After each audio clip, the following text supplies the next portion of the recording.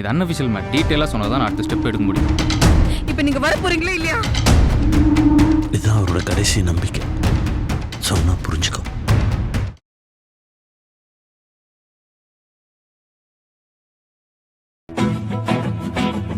அனைவருக்கும் வணக்கம்.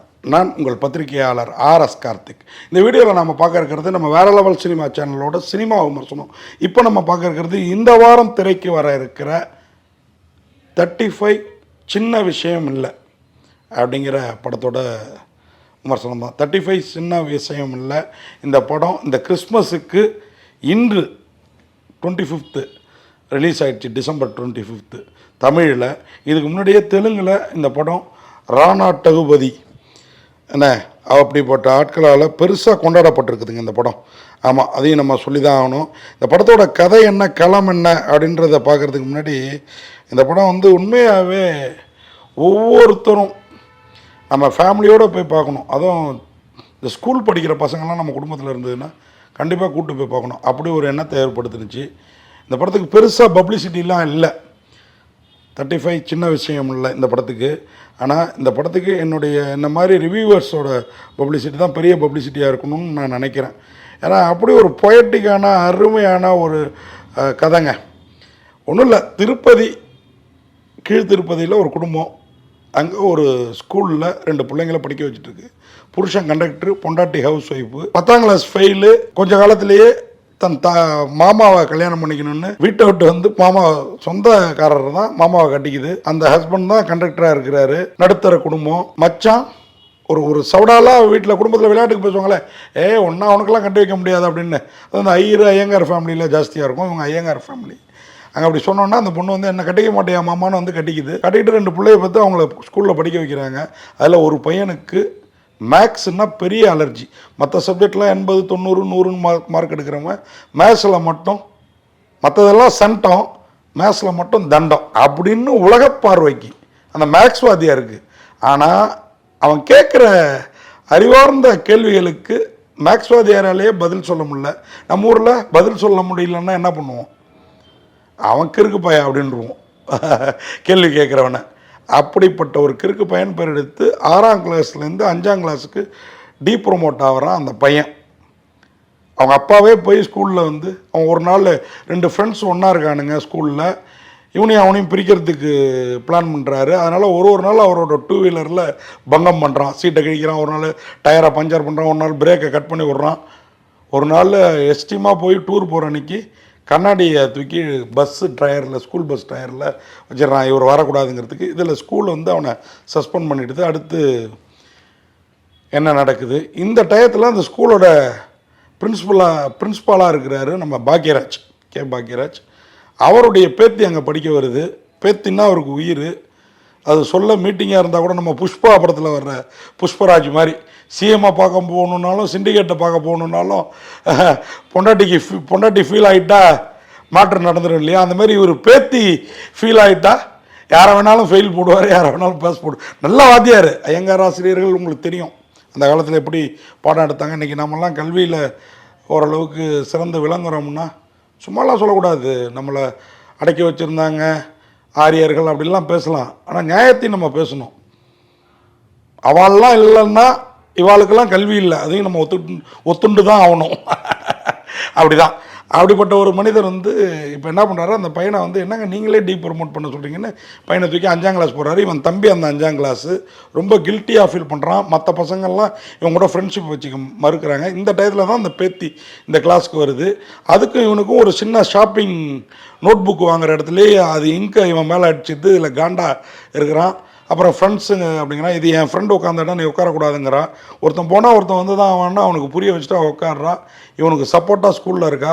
இப்போ அவனை சஸ்பெண்ட் பண்ணுறாங்க. அடுத்து ஸ்கூலை விட்டே போய் வேத பாடசாலையில் படிக்க வைக்கலான்னு இவங்க அப்பா யோசிக்கிறாரு. இவனுக்கு தான் கணக்கு வர மாட்டேங்குதுண்டு.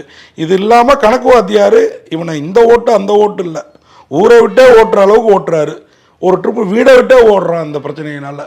ரயில் ஏறுறான். ரயிலில் உன்னோட சீட் நம்பர் என்ன தம்பி அப்படின்னு கேட்டோன்னா நம்பர்னு கேட்டாலே உனக்கு அலர்ஜி ஆகிடுது. ரயிலை விட்டு குதிக்க பார்க்குறான். அங்கேருந்து காவந்து பண்ணப்பட்டு வீட்டுக்கு கொண்டு வர போகிறான். யார் காவந்து பண்ணுறா அப்படின்னா அங்கே நம்ம கௌதமி வராங்க. அவங்களுக்கும் இவங்க வீட்டுக்குமான நம்ம நடிகை முன்னாள் ஹீரோயின் கௌதமி. என்ன சம்பந்தம்? இதில் அம்மா கேரக்டர் தாங்க Nivetha Thomas. Iyengar Nivetha Thomas Christian பொண்ணு ஹீரோயின். ஏற்கனவே சில படங்களில் பார்த்துருக்குறோம், அதுவும் பாபநாசமா அதிலெல்லாம் பார்த்துருக்குறோம்.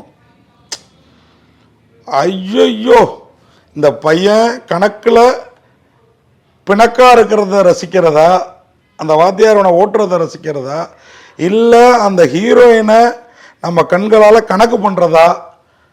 அப்படி ஒரு அழகுங்க. ஐயங்கார் வீட்டு பொண்ணையே ஸ்க்ரீனில் கொண்டு வந்து நிறுத்துகிற மாதிரி இருக்காங்க. வெண்ணையும் நெய்யுமா சாப்பிட்டு எப்படி இருப்பாங்கன்னு தெரியும்ல, அப்படி கொண்டு வந்து 2 புள்ள பத்த பொண்ணு மாதிரியே தெரியல. உனக்கு சின்ன வயசுலேயே கல்யாணம் ஆச்சுன்னா கௌதமியும் சீனில் ஒரு இடத்துல கேட்குறாங்க. ஆமாம், எங்கள் மாமா தேடி வந்துட்டேன்னா அப்போ தான் இந்த ஃப்ளாஷ்பேக்லாம் சொல்லுவாங்க. இப்போது கிளைமாக்ஸ், இவன் புத்திசாலியா அந்த கணக்கு வாத்தியார் புத்திசாலியா? இப்போது பையனுக்காக அம்மா தான் ஃபெயிலான 10ஆம் கிளாஸை பாஸ் பண்ணி பையனையும் பாஸ் பண்ண வைக்கிறாளா, இல்லை சவாலை விட்டு என்ன கொட்டாவியை விடுறாளா? ஏன்னா ஒரு மேக்ஸுங்கிறது வராத பையனை நீங்கள் வர வச்சு படிக்க வைக்கிறதுங்கிறது அவ்வளோ கஷ்டமான விஷயம். இப்போ அந்த அம்மா போராடுறா. இப்போ கணக்கு வாத்தியார் மாறினாரா, இந்த பையன் மாறினானா? கணக்கு வாத்தியார் இவனை ஜீரோன்றதுக்கு போல் இனிமேல் வேறு பேர் சொல்லிடுறீங்க. என் பிள்ளைக்கு நான் வந்து என்னமோ சர்மா, அந்த சர்மா பாட்டம் பேர் தாத்தம் பேர்லாம் சேர்த்து ஷர்மான்னு முடியும் இல்லைங்களா, அந்த மாதிரி ஒரு பேரை வச்சுருக்கேன். நீங்கள் ஈஸியாக ஜீரோன்னு கூப்பிட்றீங்க. அந்த வாத்தியாருக்கு என்னன்னா எல்லாத்தையுமே என்னால் தான் பார்ப்பார். 74 84 அப்படி தான் கூப்பிடுவார். இப்போ என் பேர் கார்த்திகனா கார்த்திகன் என்ன கூப்பிட மாட்டார் ஸ்கூலில். நான் 80 மார்க் எடுத்திருந்தேன்னா 80ன்னு கூப்பிடுவார். இப்படி ஒரு வாத்தியார். இப்போது அந்த கணக்கு வாத்தியாருக்கு இந்த அம்மா தன் பையனை படிக்க வச்சு பாடம் நடத்துனாங்களா, பாடம் புகட்டுனாங்களா? கணக்கு வாத்தியார் இறங்கி வந்தாரா? இவங்க அப்பா இதுக்கு இடையில சில கோளாறு. இதில் என்ன பொயட்டிக்னா, இந்த புருஷன் பொண்டாட்டிக்கு இடையில உள்ள ஊழல். நம்ம ஒரு பக்கம் ரசிகனாக இந்த அம்மாவை கணக்கு பண்ணுறது இருக்கட்டுங்க, அந்த புருஷனும் பொண்டாட்டியும் ஒருத்தர் கணக்கு பண்ணிக்கிறது. பிரியமாக இருக்கிறப்ப சின்னான்னு கூப்பிடுவார், பிரியம் இல்லாதப்ப வேறு மாதிரி கூப்பிடுவார். அதேமாதிரி இந்த அம்மா மாமாங்கும் அவர் பேரை சொல்லி, ரொம்ப கோபமாக இருந்தால் அவர் பேரை சொல்லி கூப்பிடும். அதே மாதிரி ரொம்ப பிரியமாக இருந்தால் ஒரு முன்னாடி வாப்போன்னு கூப்பிடும். இப்படி இந்த கூடல்லாம் ஐயோ நம்மளை எங்கெங்கேயோ கொண்டு போகுதுங்க. இப்படி ஒரு குடும்பம் நமக்கு இல்லையே. இதுக்கு இடையில பெருமாள் தரிசனம், கீழ் திருப்பதியிலேருந்து மேலே பெருமாள் கோயிலை காட்டுறது, திருப்பதி பெருமாள். அப்புறம் இந்த அம்மா படிகள் வழியாக பிள்ளைக்கு கணக்கு சொல்லி தர்றது. கௌதமி தான் அவங்கள வழி நடத்துவாங்க. ஏன் வழி நடத்துகிறாங்க, என்ன, எப்படி இந்த கணக்கில் ஃபெயிலான அம்மா பிள்ளைய கணக்கில் எப்படி தேத்துறாங்க? அதாவது நம்ம விரும்புகிற கணக்குக்கு. அவன் ராமானுஜர் மாதிரி புத்திசாலி, அவன் கேட்குற கேள்வியெல்லாம் நமக்கே சின்ன வயசில் தோணியிருக்கும். மைனஸும் எப்படி ப்ளஸ் ஆகும் அப்படின்னு நமக்கே தோணியிருக்கும். ஓகேங்களா? 2 × 2 4 தான், 2 + 2 4 தான், எப்படா இதுன்னு நமக்கே தோணியிருக்கும். இப்போ நீங்கள் அதே 3 × 2 கூட்டினீங்கன்னா 3 × 2ன்னா 6, 3 + 2ன்னா 5. ஆனால் நீங்கள் 2 × 2ன்னா 4, 2 + 2ன்னா 4. இப்படிலாம் அவனுக்கு சந்தேகம் வருங்க. அப்போ கணக்கு வாத்தியாரே திணறதுனால தான் இவனை பூஜ்ஜியம்னு கூப்பிடுவார். இவன் நம்ம பள்ளி கல்வித்துறையில் உள்ள கல்வி, அதாவது இந்த படம் வந்து ஆந்திராவில் எடுத்ததுனால நம்ம அந்த ஸ்டேட் போர்டுக்கு போயிடுவோம்.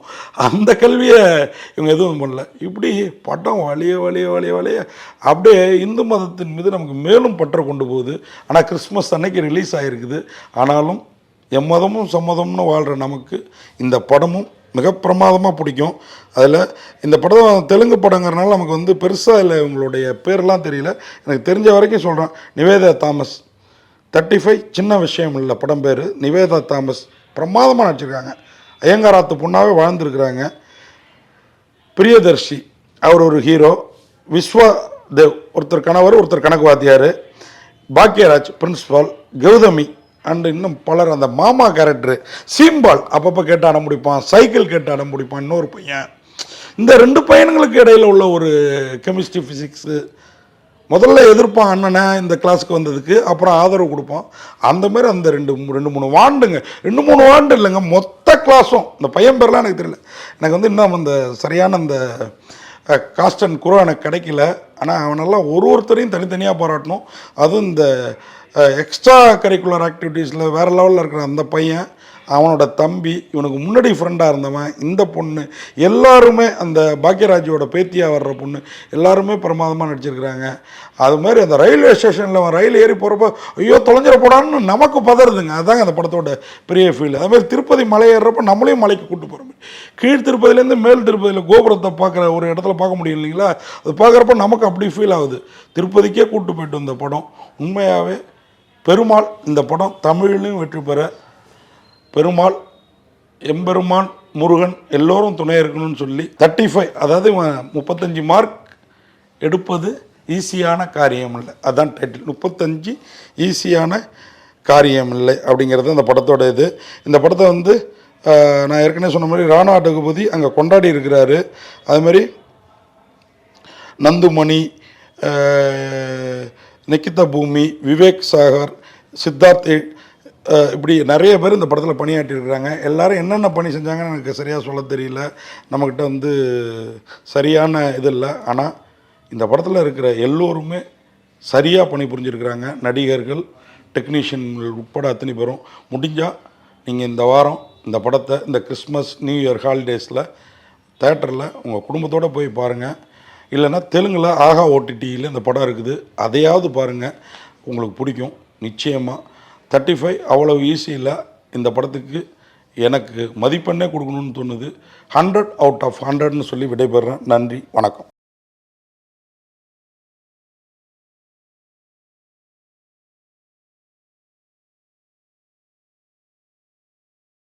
இந்த வீடியோ உங்களுக்கு பிடிச்சிருந்தா லைக் பண்ணுங்கள், கமெண்ட் பண்ணுங்கள், ஷேர் பண்ணுங்கள், சப்ஸ்கிரைப் பண்ணுங்கள்.